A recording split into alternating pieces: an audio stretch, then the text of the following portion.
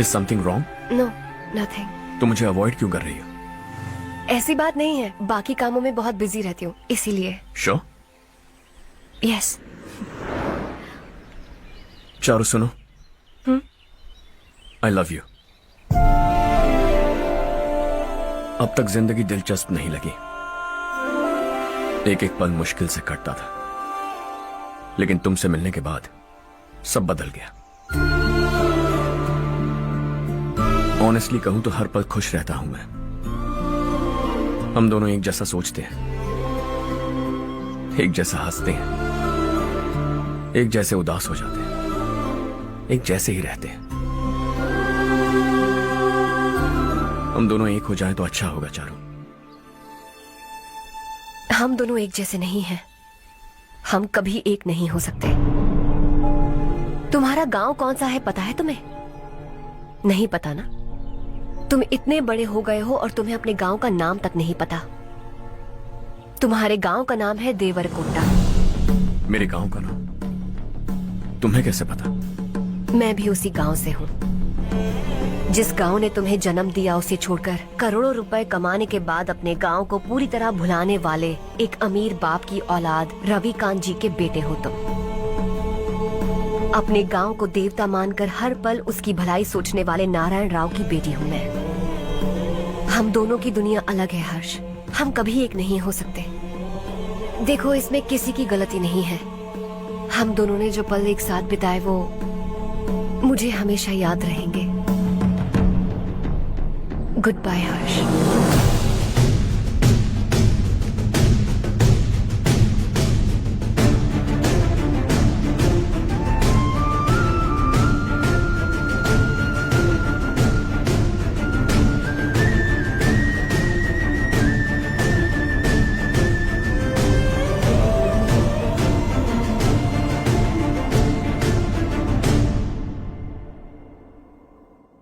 Shocking Kartik, company ने जो tender भरा था वो पास नहीं हुआ।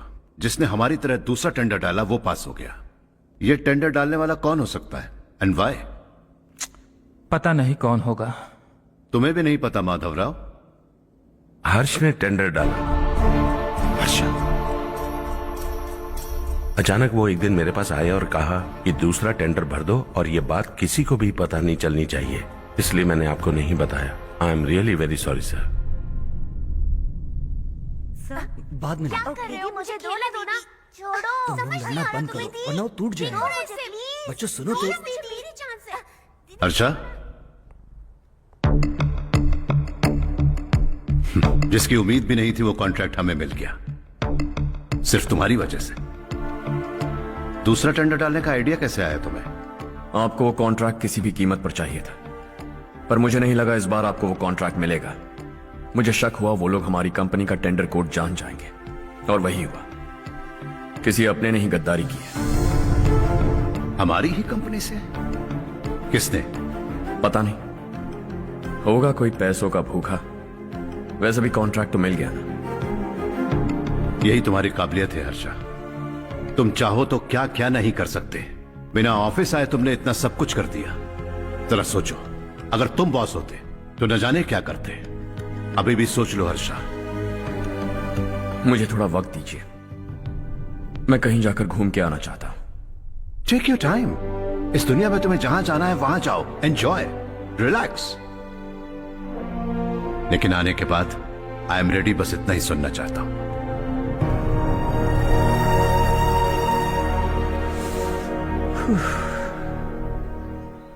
हाय हर्ष। हे good job, well done.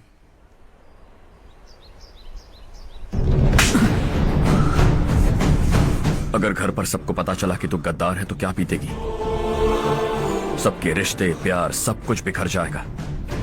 Don't play with the family. क्या चाहिए तुझे? बॉस बनना है क्या? ऐसी बेहुदा हरकतों से नहीं बन पाएगा। You have to earn it Kartik.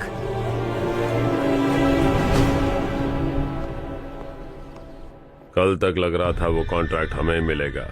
उसी के फैमिली से एक को खरीद कर उनसे कम रेट का टेंडर डाला था हमने। फिर हमें वो टेंडर क्यों नहीं मिला? उसका एक बेटा भी है भाई। हाँ? जैसे हमने उसके ऑफिस जाकर उसके बाप को धमकी दी थी, वैसे ही उसने हमारे बड़े भैया को धमकी दी है। बड़े भैया ने मुझसे कहा था कि ये मैटर मुझे हैंडल करना है। हम उसे मारने भी गए थे, लेकिन क्या आदमी है भाई वो। एक एक को चुन चुन कर बहुत स्टाइल से मारा उसने भाई, और बहुत होशियारी से कॉन्ट्रैक्ट का दूसरा टेंडर उसने भरा था। मुझे उससे मिलना है अभी और इसी वक्त। चल चल चल जल्दी चल।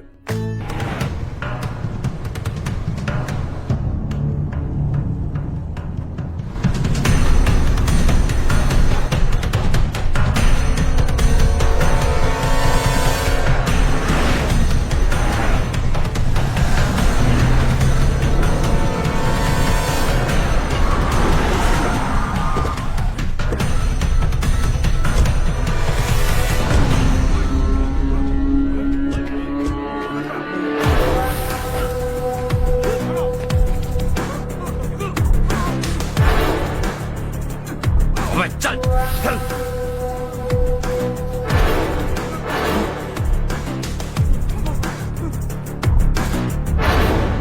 चल चल चल चल जल्दी चल। हाँ चाचू। यहाँ हमारे गांव से 2 कौवे कांव चिल्लाते हुए हैदराबाद आ रहे हैं। हमारे काले धंधे का कच्चा चिट्ठा खोलकर वो हम पर केस ठोकना चाहते हैं। शहर में पहुंचने से पहले ही उन दोनों कौवों का टेटवा दबा देना।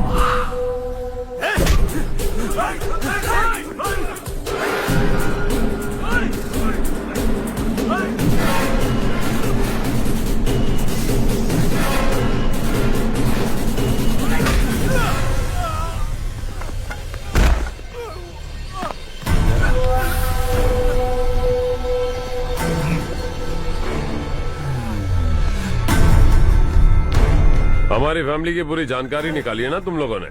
आज तक मुझे भी नहीं पता कि हमारे पास कितने पैसे हैं। तेरे हिसाब से कितने होंगे रे? बहुत पैसा है, गरीबों से लूटा हुआ। बता तुझे किस तरह मारूं? हेलो,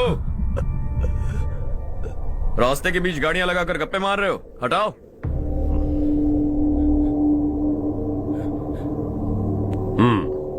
बोल बे। जल्दी हटाओ, जाना है।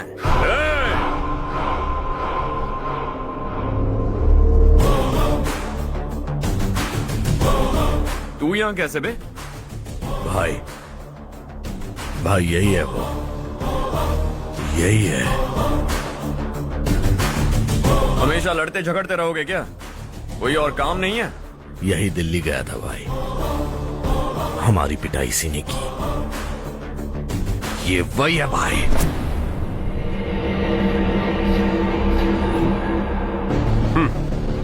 एक ही जगह पर दोनों शिकार एक साथ, मजा आएगा। तो तू है मिनिस्टर का बेटा। दिल्ली जाकर तेरे बाप को समझाने की कोशिश की थी मैंने, फिर भी उसने इन गधों को भेजा। इन्हें भी एक बार समझाया था, पर लगता है एक एक को सेपरेटली समझाना पड़ेगा। कुछ जरूरी काम से मुझे गांव जाना है। इज्जत से अपनी अपनी गाड़ियां हटा लो। गाड़ी छोड़, तुझे इस दुनिया से हटाऊंगा। बस में सब रुके हुए हैं, तुम सबको जल्दी निपटाना पड़ेगा। आ जाओ आ जाओ आ जाओ आ जाओ आ जाओ।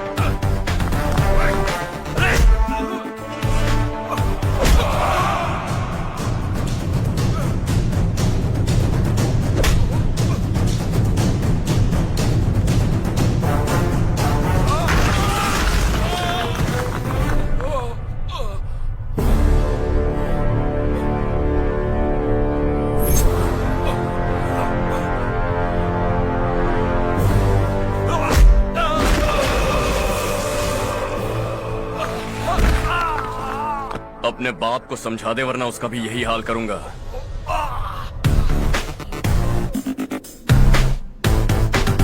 ए चल गाड़ी निकाल।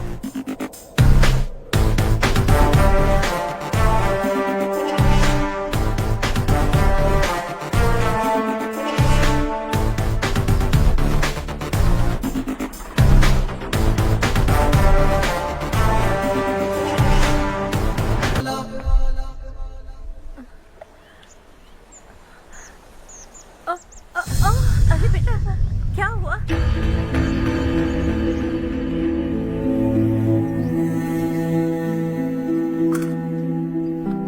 क्या हुआ बेटा? चक्कर आकर गिर गई थी तो इस लड़के ने आकर मेरी मदद की है। बहुत बहुत शुक्रिया। इतनी दूर पानी लाने के लिए घर का कोई आदमी क्यों नहीं जाता? इस घर का इकलौता मर्द मैं ही हूँ साहब। मेरा एक बेटा फौज में शहीद हो गया। सरकार की तरफ से जो पैसे मिले उससे ये जमीन खरीदी हमने। अब इसी से हमारी गुजर बसर होती है। इन हालातों में जीना बहुत मुश्किल है साहब।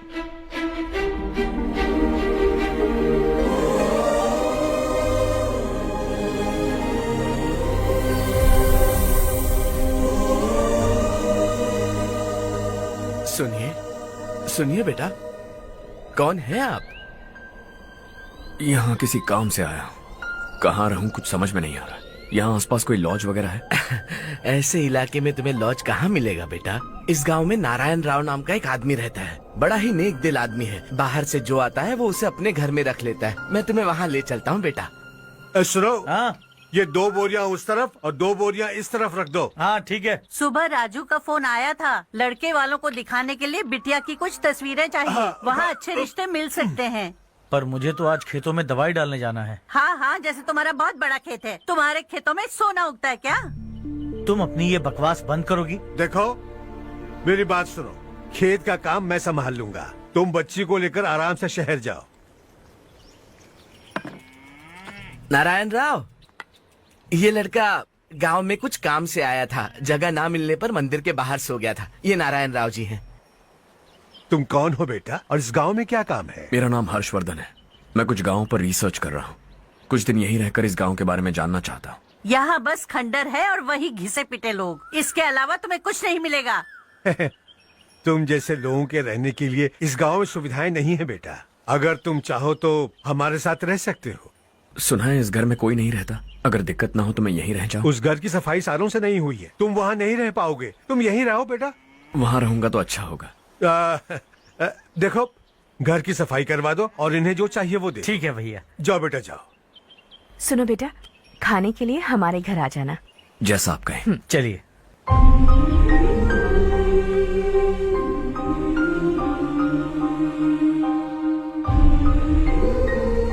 ये भैया के करीबी दोस्त का घर है। वो 25 साल पहले शहर जाकर वहीं बस गया। तब से ये घर खाली पड़ा है। आप उस कमरे में रह सकते हैं। अगर कुछ भी चाहिए हो तो मुझे बता देना। जी जरूर। हाँ, हमारा एक दूर का रिश्तेदार है। वो नालायक है और यहीं रहता है। अगर आपको थोड़ा भी तंग किया तो आकर मुझे बता देना। चलिए चलता हूँ। ओह अच्छा, तो तुम मेरे साथ इस घर को शेयर करने वाले हो। आई एम राजा रत्नम। उन्होंने तो कुछ और ही कहा था। मैं अच्छी तरह से जानता हूँ कि उन्होंने मेरे बारे में क्या कहा होगा। जानते हो मैं क्या काम करता हूँ? आप ही बताइए, क्या काम करते हैं आप? जीने के लिए काम करना जरूरी है क्या? मैंने तो ऐसे ही पूछा। हाँ हाँ। फैमिली नहीं है? फैमिली नहीं तो क्या बेकार हूँ मैं? नालायक बोलकर इज्जत का कचरा कर दिया। पहले जाकर उससे निपटता हूँ।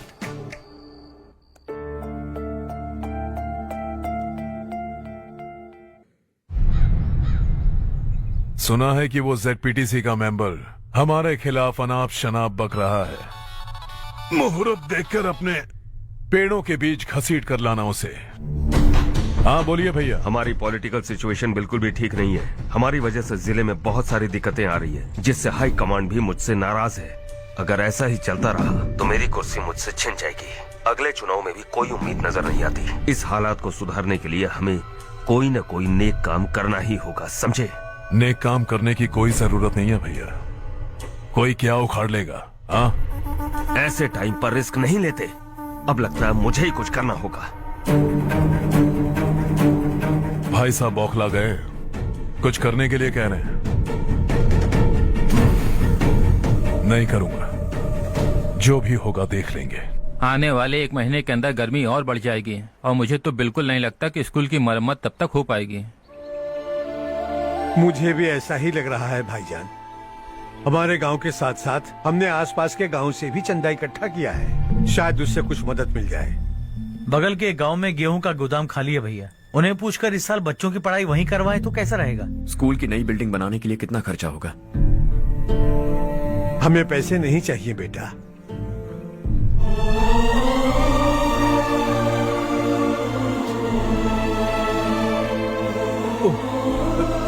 देखो बेटा, तुम यहाँ कुछ स्टडी करने आए हो, इन सब की तो हमें पहले से आदत है, हम मिलजुल के सुलझा लेंगे इसे।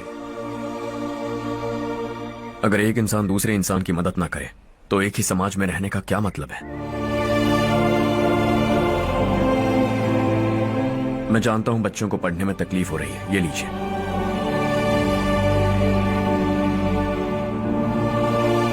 तुम इसी गांव में क्यों आए हो बेटा? कोई खास गांव नहीं सोचा था, बस कोई छोटा गांव ढूंढ रहा था। मेरा एक दोस्त है रमेश, शायद आपका रिश्तेदार है, उसने ये गांव बताया तो मैं आ गया। अब तक तो मैं रमेश बाबू को बेवकूफ समझता आ रहा था, लेकिन रमेश बाबू को हमारी कितनी फिक्र है। उसे फोन करो और कहो कि जल्दी गांव आ जाए। ठीक है भैया। उससे देखे बहुत दिन हो गए हैं ना। क्या करूं, मेरे बिना वहाँ एक भी काम नहीं होता है। तुम ठीक तो हो ना रमेश बेटा? हाँ आंटी जी। मम्मी पापा ठीक है ना? हाँ जी ठीक है, मेरे होते हुए उन्हें तकलीफ हो भी नहीं सकती। उनका होनहार बेटा जो हूँ। वो सब तो ठीक है, तू अपना बता, तेरी शादी होगी कि नहीं? बहुत सारे रिश्ते आ रहे हैं आंटी, मुझे इरिटेशन होने लगती है। आखिर कोई लड़की बनी भी है जो मेरे लायक हो। अच्छा, पर तेरी माँ कह रही थी कि तुझे कोई लड़की पसंद ही नहीं करती। कह रही थी कि इस जन्म में तो मेरी लड़की की शादी हो ही नहीं सकती। Joke joke. अरे रमेश, अरे वाह, तू आ गया। कैसे आप? मैं बिल्कुल ठीक हूँ। कितना छोटा था तू और कितना बड़ा हो गया। तुझे देखकर मुझे बड़ा अच्छा लग रहा है। कितनी फिक्र है तुझे हमारे गांव की। तुम्हारा दोस्त हमारे गांव की मदद कर रहा है और ये सब तुम्हारी बदौलत है बेटा। मेरा दोस्त? और नहीं तो क्या, तुम उसे नहीं जानते? अरे मैं उसे कैसे नहीं जानूंगा, मैंने ही तो भेजा था। वैसे कहाँ है वो? बगल वाले घर में। मैं मिल के आता हूँ जरा। हर्ष, तू यहाँ कैसे? तेरे घर वालों ने कहा तू हॉलिडे पे गया है, पर तू मेरे गांव में? ये मेरा भी गांव है। तुम्हारा गांव? मुझे आज तक क्यों नहीं बताया? मुझे भी हाल ही में पता चला। मेरा परिवार गांव छोड़कर शहर चला गया, इसीलिए गांव के लिए कुछ करने आया। अगर उन्हें पता चल गया कि मैं कौन हूँ तो शायद मुझे गलत समझेंगे, इसीलिए तेरा नाम लिया। अरे वाह, ये तो बहुत ही अच्छा हो गया। एक्चुअली मैं चारू को पटाने की कोशिश कर रहा था, लेकिन पटी नहीं रही थी। तेरी वजह से मैं उनकी फैमिली के सामने हीरो बन जाऊंगा और इसी मौके का फायदा उठाकर चारू को अपना बना लूंगा।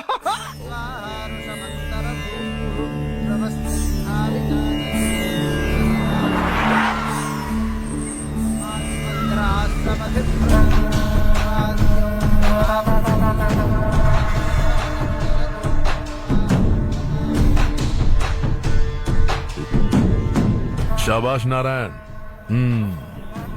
मेरे लाख मना करने के बावजूद तुम चट्टान की तरह डटे रहे और अब स्कूल बना रहे हो। इतना सब कुछ करना मेरे बस की बात नहीं है मालिक। ये सब तो इसकी बदौलत हुआ है। इसने हमसे कहा कि अपने पैसे से यहाँ पर स्कूल बनवाएगा।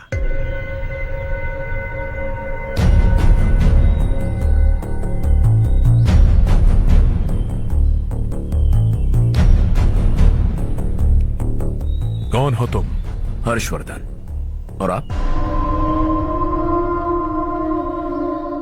शशि। इतना बड़ा स्कूल बनवाने जा रहे हो, लगता है बहुत पैसे हैं तुम्हारे पास। बहुत ज्यादा है।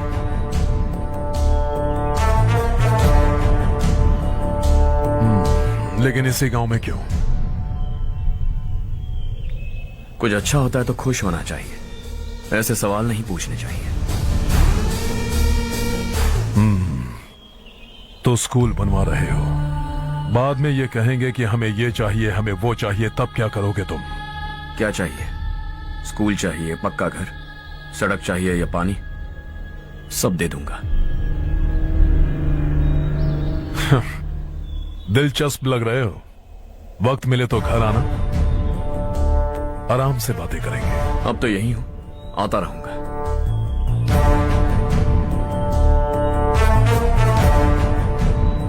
कौन है ये लड़का और ये सब क्यों कर रहा है? मुझे पूरी खबर चाहिए।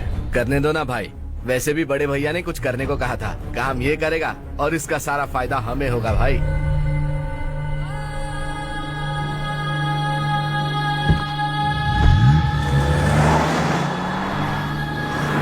बेटा इतना कुछ कर रहे हो तो थोड़ा सड़कों के बारे में भी तो सोचो, वो बहुत खराब हो चुकी हैं। अब तो हम उस पर चल भी नहीं पा रहे हैं। चुप रहो भाईजान, इतना बेलालच किस काम का? इसकी बात का बुरा मत मानना बेटा, ये मायूस है। एक उम्मीद की किरण क्या दिखी, ये बेचारा खुद पर काबू नहीं रख पाया। तो इसमें गलत क्या है? सड़क बनवा देंगे। ये क्या कर रहे हो? अगर ऐसा करते जाओगे तो यहाँ एक नहीं हजारों समस्याएं हैं। मैं सब ठीक कर दूंगा। मेरी एक करीबी दोस्त ने एक बात कही थी, अगर हमारे पास जरूरत से ज्यादा है तो किसी को गोद ले लेना चाहिए, लेकिन मेरे पास तो इतना ज्यादा है कि सिर्फ एक दो को नहीं, पूरे गांव को गोद ले सकता हूं।